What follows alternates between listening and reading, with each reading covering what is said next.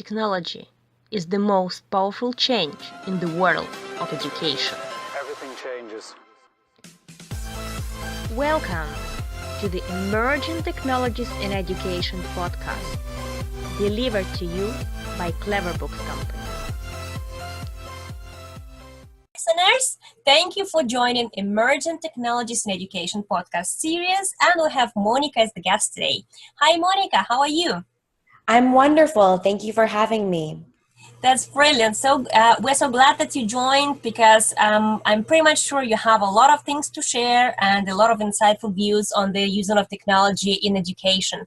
But first of all, I want you to get introduced to the audience and tell us what you do and where you live or anything you want to share with us. Absolutely. So I am a former New York City public school teacher. So I'm based in the States and live in New Jersey now.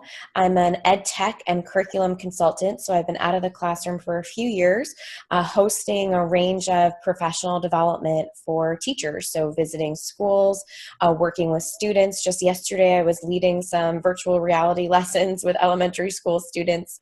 And now I bounce around to different places, but I also write a handful of books on tech as in the classroom, as well as my website, classtechtips.com.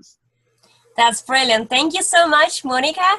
Well, the next question comes, how do you feel about using technology in the classroom? You positive or negative about that, and why? And maybe if you mentioned that you were leading this interesting experiment with virtual reality in the classroom, maybe you can share that as well.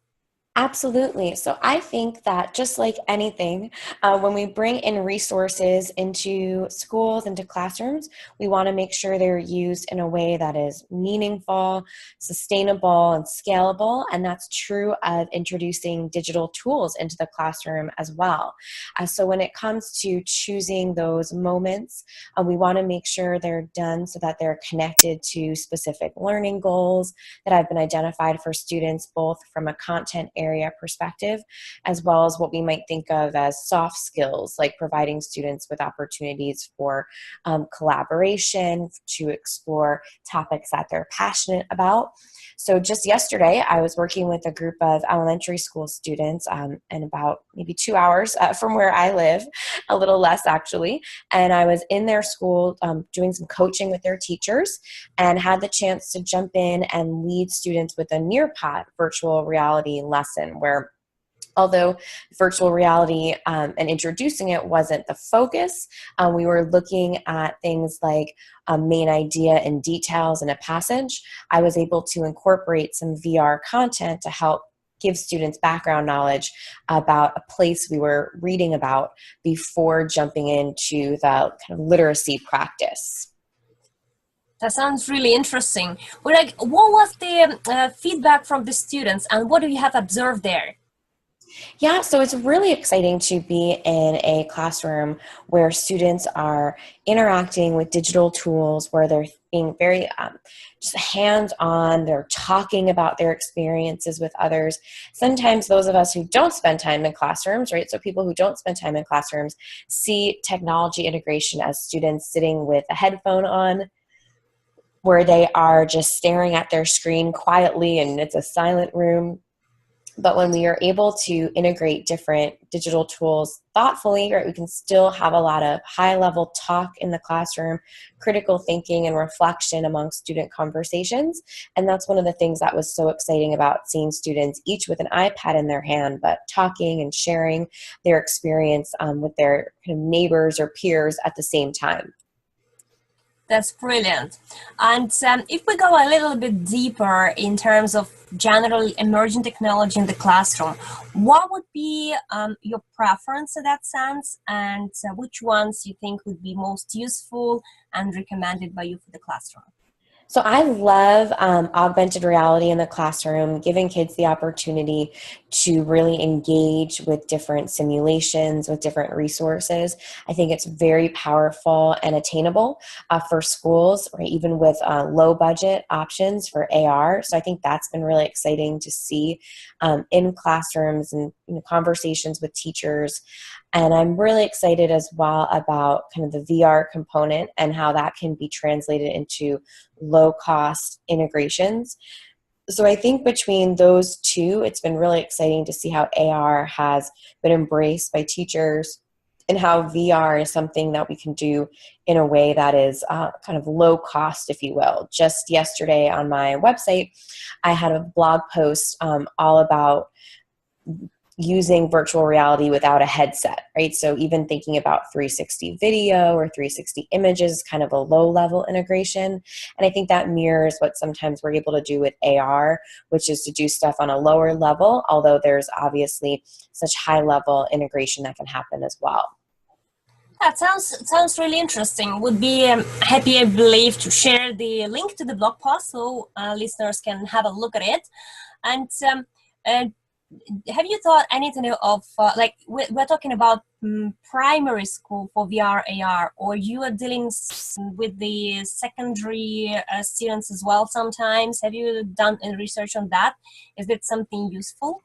Yes, so I do also spend time at the secondary level.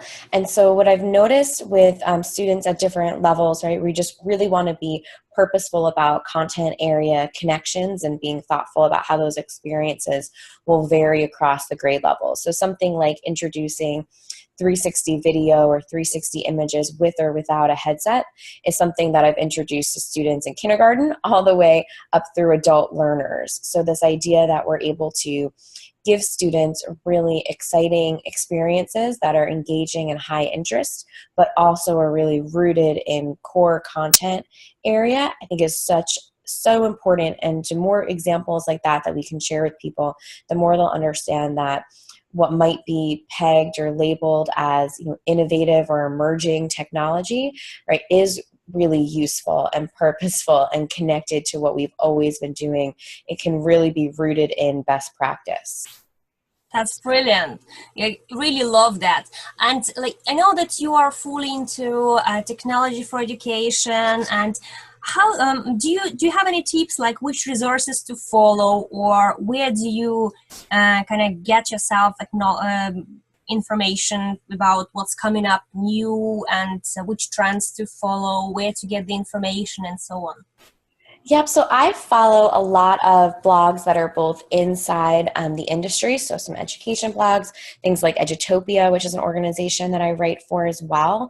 But then I also look at what different kind of people that might see themselves not as educators, right, but more in the tech space or covering the tech space.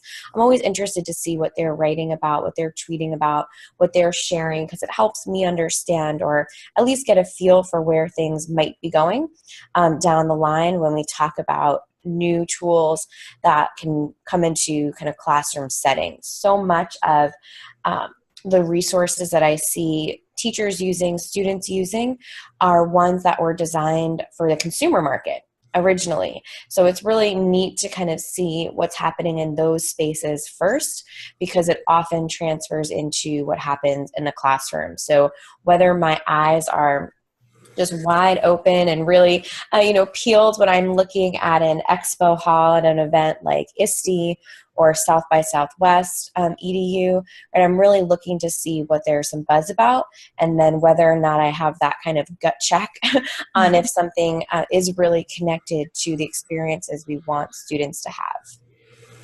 Sounds really good. And if we're like talking about another side of the things and about the people who are against using technology in the classroom, do you normally try to persuade them to try it out, or you leave them the way you are? How do you talk to them and approach them, and what do you normally tell them?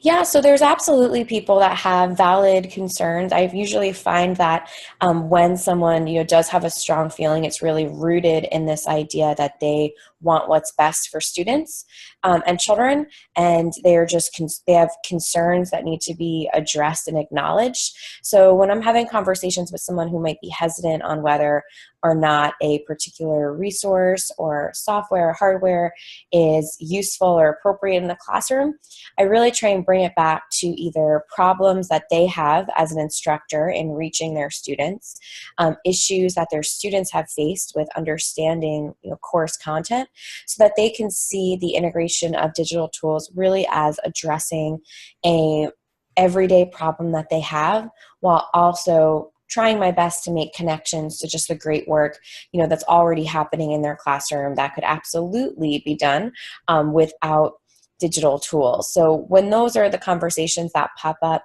it really is a focus for me to make sure that I'm acknowledging someone's concerns and that I am helping make connections to their everyday needs of them and their students, and really framing it as an opportunity to solve or address a problem that they might face every day. Professional way to approach those people, and I think it's the best way to go. I think that the information shared on this podcast is absolutely interesting, and it gives thought to kind of digest for people who are a little bit against using the technology in education. And it gives also the ideas and creative insights for people who are into using technology for education in terms of using VR and AR in the classroom. And I would like to thank you a lot, Monica, for these great ideas. And we're going to share all the links that you will recommend to share, so audience can check them out and see maybe some tips that they can start using the technology today. Thank you for your time. Thank you so much for having me. Everything changes.